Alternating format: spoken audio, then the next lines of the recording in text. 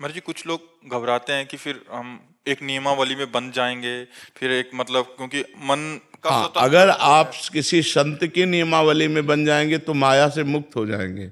अगर आप संत की नियमावली में नहीं बनेंगे तो माया अपनी नियमावली में बांध लेगी, और माया जिसको बांध लेती है उसकी दुर्गति करा देती है। तो इसलिए जरूरी है किसी संत के आदेश उपदेश के अनुसार हमारा जीवन हो, हम मनमानी आचरण न करें तो बहुत बढ़िया जीवन हो जाएगा। आप खुद देख लो, किसी संत से जुड़ के देख लो आपका जीवन कैसा हो जाता है, और जो जुड़ रहे हैं उनका जीवन कैसा हो रहा है, जब वो नहीं जुड़े थे तब उनका जीवन कैसा था।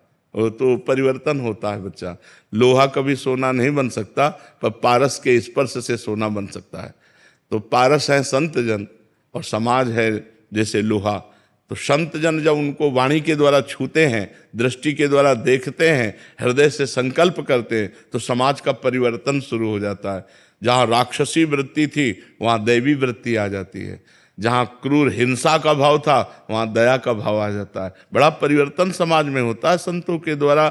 जो भगवान के कृपा पात्र जन होते हैं उनके द्वारा समाज का बड़ा सुधार होता है। तो संत हमारे गुरुदेव हैं, और जब हम उनसे ममता कर लेते हैं तो हमारा मंगल हो जाता है। हमें डर लगता है कि यार हमसे कोई गलती हो गई, उनके सामने जाएंगे, वो जान जाएंगे, वो डांटेंगे।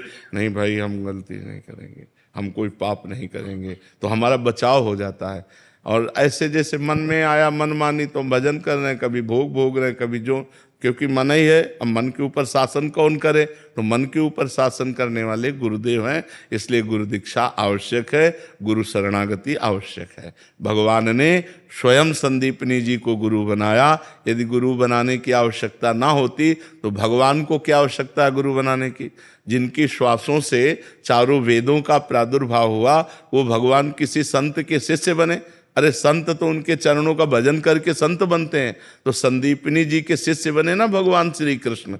विश्वामित्र वशिष्ठ जी का उपदेश स्वीकार किया ना भगवान श्री राम जी ने। तो ये विश्वामित्र जी के चरण चापे भगवान राम ने। तो विश्वामित्र जी क्या, उन्हीं के भजन से तो हैं, लेकिन भगवान ने संतों को गुरु माना। जी प्रदीप जी जयपुर से। राधे राधे महाराज जी। महाराज जी कर्म क्या है? क्या सचमुच किसी व्यक्ति के कर्म का फल भगवान तय करते हैं? जी, कर्म का ही तो फल मिल रहा है जेल में। जेल में कर्मों का ही तो फल है। कुकर्म हो गए तो पूरी जेल भरी हुई है। कर्म वो होता है जो हमारे मन में स्फुरणा होती है, संकल्प बनता है, बुद्धि निश्चय करती है, फिर इंद्रियों से चेष्टाएं होती है, उसे कर्म कहते हैं।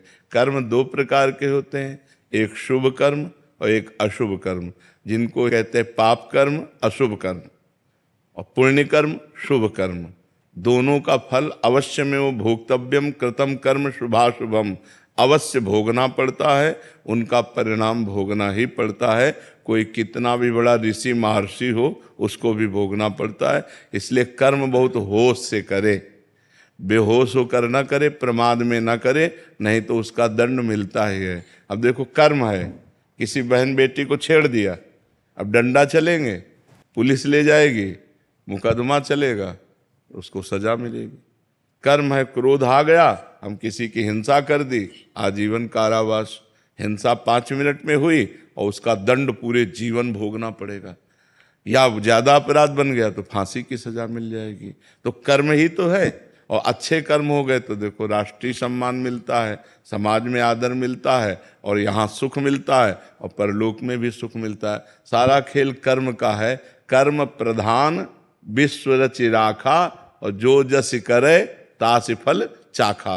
कर्म की प्रधानता से विश्व की रचना हुई है, जो जैसा करता है वैसा फल भोगता है। समझ पा रहे आप? इसलिए बहुत होश से कर्म करे। और होश बनाने के लिए नाम जप है।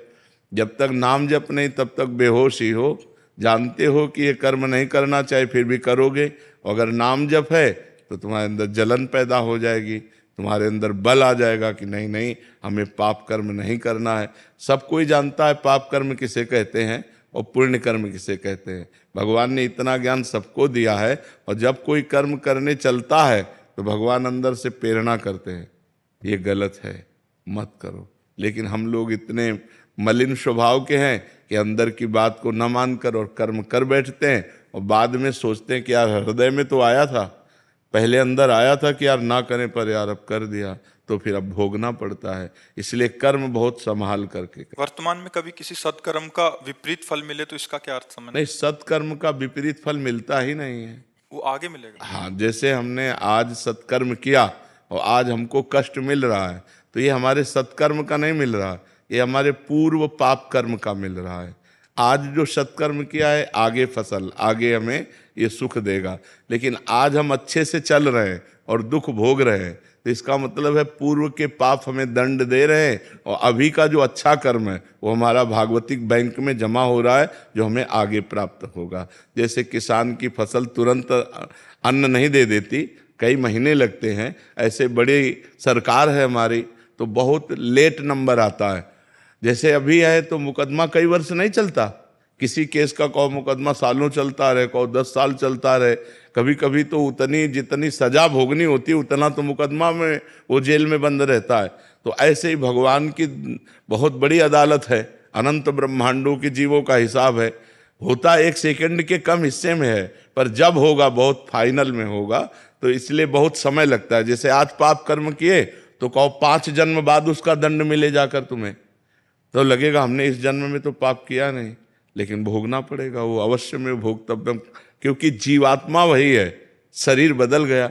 जैसे कोई क्रिमिनल हो और वो पैंट शर्ट पहनता हो, फिर धोती कुर्ता पहनने लगे, या वो सलवार कुर्ता दुपट्टा धारण करने लगे, तो पहचानने वाला तो पहचानता है ये वही क्रिमिनल है। तो भगवान तो जानते हैं ना ये वही जीव है जो पूर्व जन्म में पाप कर्म किया है, तो उसको वही दंड दे देते, जाओ तुम्हें ये भोगना। अब इस जन्म में उसने कोई पाप किया नहीं वैसा, लेकिन पूर्व जन्म का पाप कर्म आकर उसे दंड देता है। जैसे संतों को है, मान लो कोई बचपन से संत है, देखो रामकृष्ण परमहंस जी के गले में कैंसर था, भाई जी हनुमान प्रसाद पोद्दार जी के उदर में कैंसर था, बड़े बड़े संतों को बड़े बड़े कष्ट भोगने पड़े, क्योंकि पूर्व में किया हुआ पाप भोगना पड़ेगा। भगवान को भी भोगना पड़ा, वो कानून से अलग नहीं रहते।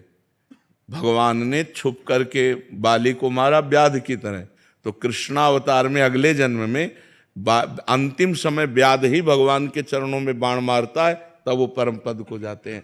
तो ये कानून है। तो भागवतिक जो कानून है वो एक राय भर नहीं बख्शता।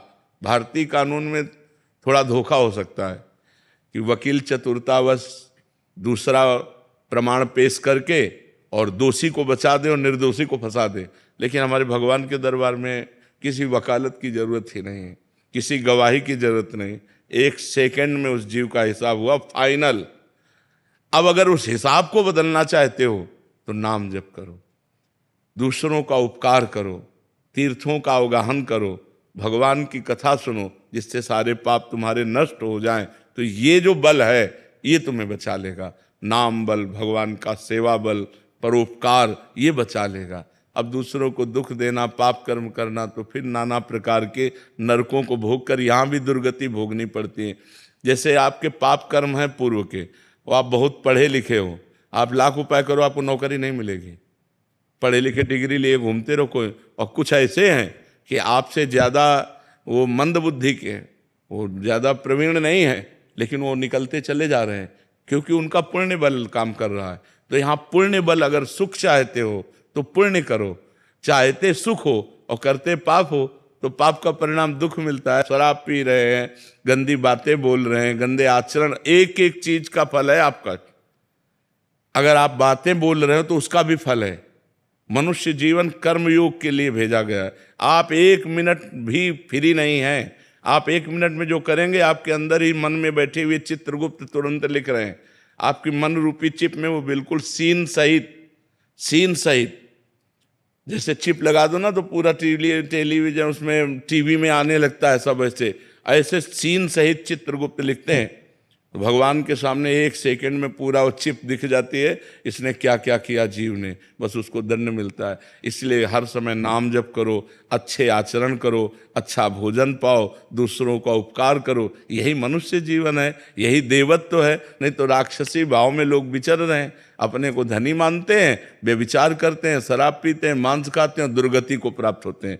पूर्व जन्म के पुण्य से आज धन है, लेकिन ये बना थोड़ी रहेगा, ये नहीं बना रहे। जहाँ पुण्य खत्म हुआ था सब नष्ट हो जाता है, सब नष्ट हो जाता है। तो ये है, हमारे कर्मों का फल हमको भोगना पड़ेगा, तो इसलिए हम भगवान का नाम जप करें, परोपकार करें, जिससे हमारा मंगल हो जाए।